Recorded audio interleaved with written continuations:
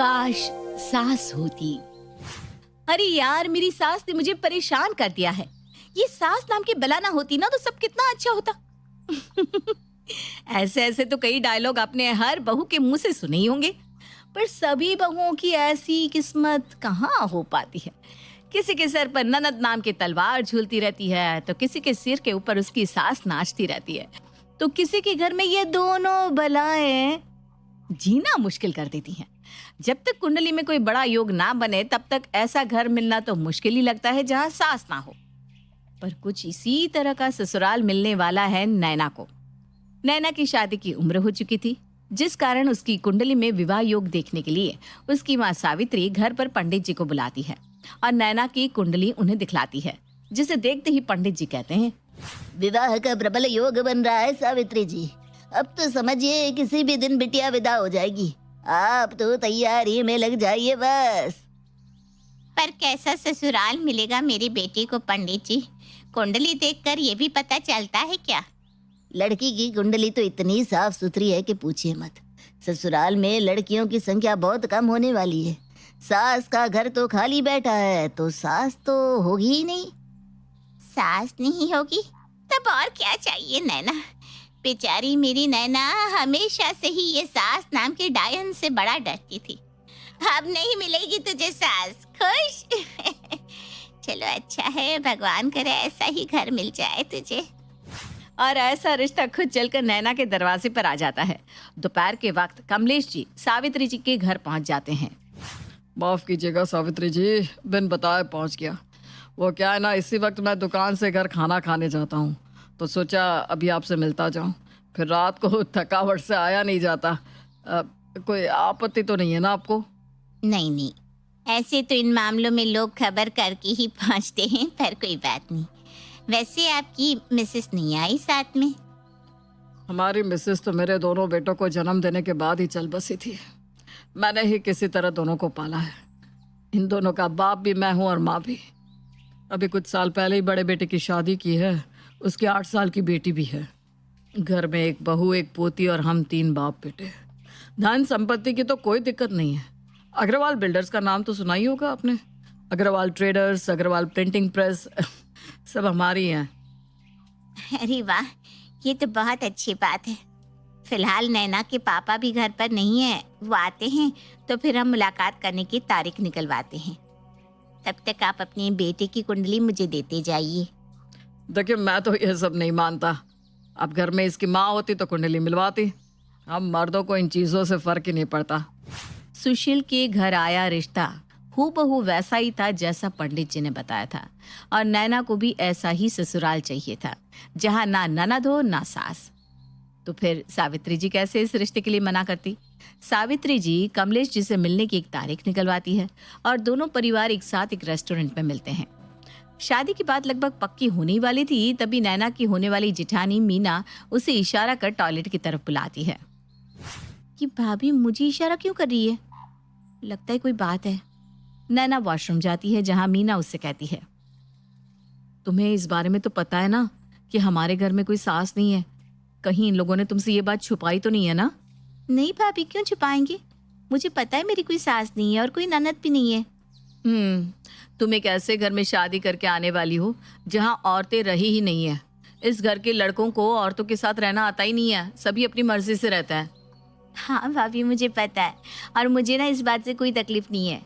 मीना नैना को काफी समझाने की कोशिश करती है, पर नैना उसकी बात नहीं समझती और दोनों परिवारों का रिश्ता जुड़ जाता है। नैना और सुशील की शादी की तारीख निकल जाती है, पर मंडप पर जाने से पहले नैना मीना से हुई बातचीत के बारे में अपनी माँ को बताती है। मम्मी, भाभी कह रही थी कि तुम्हें ऐसे घर में क्यों आना है जहाँ कोई औरत ही नहीं है। जल्दबाजी में हमने कोई गलत डिसीजन तो नहीं ले लिया ना? हे भगवान, ये जिठानियां ना कभी नहीं सुधर सकती। तेरी कुंडली से सास हटाई तो ये जिठानी नाम की डायन आकर बैठ गई। वो तो यही चाहती है कि उसका एक छत्र साम्राज्य रहे, जो रहे सब उसका ही रहे। कौन सी जिठानी चाहती है कि उसके देवर की शादी हो जाए? सारी संपत्ति की मालकिन वो अकेले बनना चाहती है। उसका सुनना छोड़ और आराम से स्टेज पर जाकर बैठ जा। जा बेटा। नैना स्टेज पर चली जाती है और रस्में शुरू हो जाती है वरमाला। पहले लड़का वरमाला पहनाता है कि लड़की? अब मुझे क्या पता, मैं भी तुम्हारी तरफ पहली बार ही शादी कर रहा हूँ। लो भाई, दूल्हा दुल्हन को ये भी नहीं पता कि पहले कौन वरमाला पहनाता है। अरे कोई बड़ी औरत है क्या घर में जो रस्में संभाले? लोगों को सास नहीं चाहिए घर में। अब देख लो जब सास नहीं होती तो क्या होता है। मीना तुम स्टेज पर जाओ यार, यहाँ लोग मजाक उड़ा रहे हैं। और इसी तरह जैसे तैसे वरमाला की रस्म पूरी होती है और दुल्हा दुल्हन फेरे पर बैठ जाते हैं। लड़के के परिवार वालों को लड़की को जो भी चढ़ाना है यहाँ सभी के सामने, लड़की के सामने रख दे। माफ कीजिएगा पंडित जी, ऐसा तो कोई इंतजाम हमने किया नहीं। तूने कुछ किया है क्या इंतजाम शैलेश? हमें तो इस बात का आइडिया ही नहीं था पंडित जी। अच्छा, मैं नैना के नंबर पर गूगल पे कर देता हूँ। कितना भेजना है आंटी जी, आप ही बता दीजिए। मैं लड़की के पक्ष से हूँ बेटा, मैं कैसे बता सकती हूँ कि आप उसे क्या चढ़ाएंगे क्या नहीं। आपको जो समझ में आए अपनी योग्यता अनुसार चढ़ा दीजिए। वैसे कम से कम आपको डायमंड की फुल सेट तो चढ़ानी चाहिए थी। पहली शादी देख रहे भाई, जिसमें दुल्हन को गहने भी नहीं चढ़े। अरे सगुण के नाम का एक चैन तो खरीद लेना चाहिए था। तेरे भी तो शादी हुई थी शैलेश, क्या तुझे भी नहीं पता? तो मेरे ससुराल वालों ने मुझे कौन से गहने चढ़ाए थे आंटी जी? लगता है आप भूल गई, ये हाफ पैंट में शादी करने आ गए थे। आज तो फिर भी कोट पैंट पहन कर आए। एक शादी का एक्सपीरियंस का यही तो नतीजा है। सभी के बीच नैना और उसके ससुराल वाले मजाक का पात्र बन जाते हैं, पर शादी तो होनी ही थी। हल्दी चढ़ी हुई लड़की कभी बिना विदा हुए रुकी है क्या?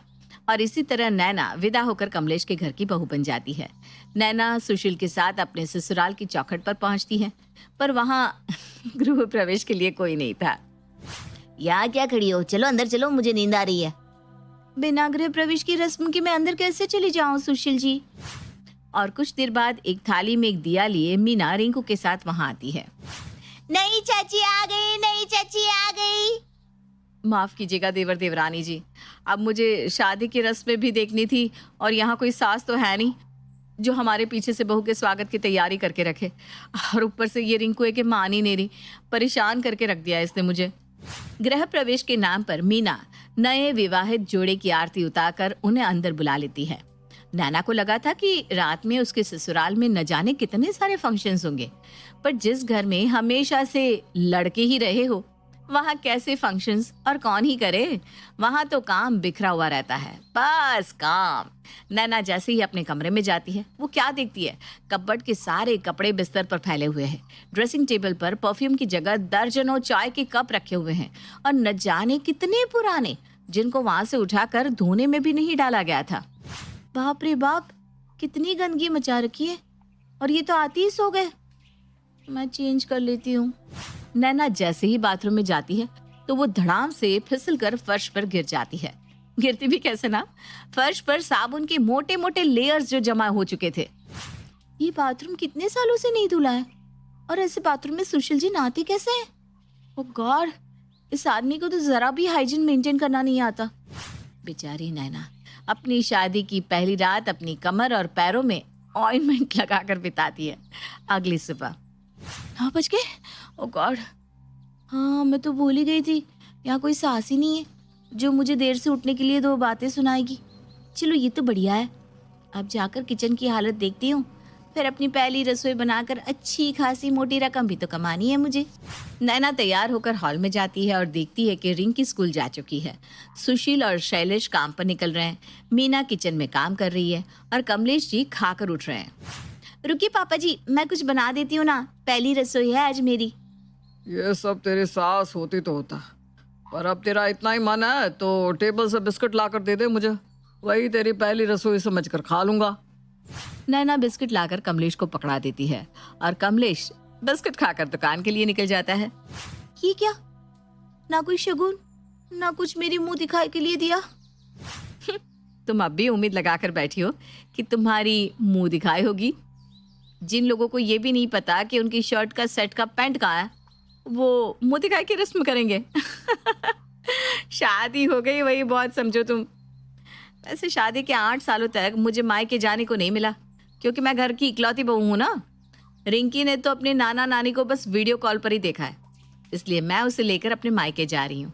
तो अब कुछ दिन तुम ही सब संभालो। पर मैं कैसे, मैं क्या? तुम्हें चाहिए था ना बिना सास का ससुराल, तो देखो मजे। और हाँ, रात को किसी का इंतजार मत करना। कभी कोई 1 बजे आता है, कभी 2, कोई आता ही नहीं। खास करके देवर जी, हफ्ते में 3 ही दिन वो घर पर मिलते हैं। ये कहकर मीना रिंकी का हाथ पकड़कर अपना सामान लिए अपने मायके निकल जाती है। चलो ठीक है, उतना भी मुश्किल नहीं है, हो जाएगा मैनेज। जाकर बाथरूम साफ कर देती हूँ और फिर एक एक करके घर की चीजों को सेटल करना शुरू कर दूंगी। नैना के ससुराल में उसका पहला दिन था, इसलिए उसे सब कुछ आसानी लग रहा था, पर असली प्रॉब्लम तो उसे अब समझ में आने वाली थी। नैना अपने कमरे से अटैच बाथरूम में जाती है और बाथरूम को साफ करने लगती है। नैना एक डंडे से सीलिंग पर लगे धूल को हटा रही होती है कि गलती से वो डंडा पानी के पाइप पर लग जाता है और बाथरूम में लीकेज शुरू हो जाती है। एक काम ठीक हुआ नहीं कि दूसरा खराब हो गया। नेहा सुशील को कॉल लगाती है कि वो या तो खुद आ जाए या किसी प्लम्बर को भेज दे, पर सुशील तो सुशील था, वो फोन उठाता ही नहीं। मजबूरन नैना को घर का कॉमन बाथरूम यूज करना पड़ता है, जो किसी पब्लिक टॉयलेट से कुछ ज्यादा साफ नहीं दिख रहा था।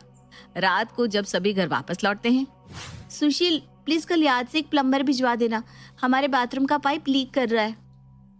अच्छा, हाँ, अरे उसे ठीक करवा कर कोई फायदा ही नहीं है। एक्चुअली बाथरूम ही गलत जगह पर बना हुआ है, वो पूरा कंस्ट्रक्शन ही तुड़वाना पड़ेगा। छोड़ो, घर का कॉमन बाथरूम है ना, उसे यूज कर लो तुम। अरे पर वो बिल्कुल भी हाइजीनिक नहीं है। पापा जी के कपड़े, जेठ जी की और आप सबके कपड़े वहाँ इधर उधर गिरे हुए रहते हैं। तो इसमें तुम्हें प्रॉब्लम क्या है? आज तक हम तीनों ऐसे ही तो रहते आए हैं। पापा को भी कोई प्रॉब्लम होती है क्या पापा? अरे मुझे क्या प्रॉब्लम होगी बेटा? हाँ नैना, ऐसे ही मेरे कमरे का बाथरूम भी तो डैमेज है, इसलिए मैं और मीना भी घर का कॉमन बाथरूम ही इस्तेमाल करते आ रहे हैं। अच्छा, मतलब इस घर में एक बार जो चीज़ खराब हो जाए वो कभी बनाई नहीं जाती। ठीक है, फिर मैं बाथरूम में ताला लगा देती हूँ। और एक ही दिन में नैना को पता चल जाता है कि मीना ने उसे इस घर में शादी करने को क्यों मना किया था। नैना घर के कॉमन बाथरूम में ना ठीक से नहा सकती और ना ही अपना सामान वहां रख सकती थी। उसका पर्सनल स्पेस ही एक तरह से खराब हो चुका था। और इसी तरह 15 दिन बीत जाते हैं और मीना वापस आ जाती है। अब कैसे इतने सालों से कॉमन बाथरूम यूज कर रही है दीदी? कितनी प्रॉब्लम होती होगी आपको? सिर्फ टॉयलेट का प्रॉब्लम थोड़ी ना, यहाँ हर चीज का ही प्रॉब्लम है। अब मुझे रिंकू हुई थी तो मुझे इन्फेक्शन हो गया था इस गंदगी के कारण, पर किसी फर्क पड़ता है? ये लोग तो हमारा फोन ही उठा ले तो गनीमत समझो। पहले मैं भी तुम्हारी तरफ भाग भाग कर सारे काम करती थी। शैलेश जी का एक जूता छत पर मिलता, एक बाहर गराज में। सारी चीजों को इकट्ठा कर एक तरफ करना, घर की सफाई करना। पर इन लोगों की आदत थी कि सुधर ही नहीं रहे थे। फिर मैं भी कब तक कोशिश करती, मैंने भी छोड़ दिया। मेरी भी बच्ची है, मैं उस बच्ची को संभालूं या ये 3 बच्चों को?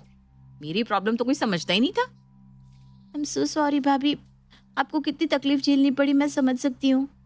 मीना और नैना आपस में बहनों की तरह रहने लग जाती हैं, पर घर की प्रॉब्लम तो अभी भी बरकरार थी। कुछ दिनों बाद नैना को पता चलता है कि वो प्रेग्नेंट है। वो इस बात को सबसे पहले मीना को बताती है।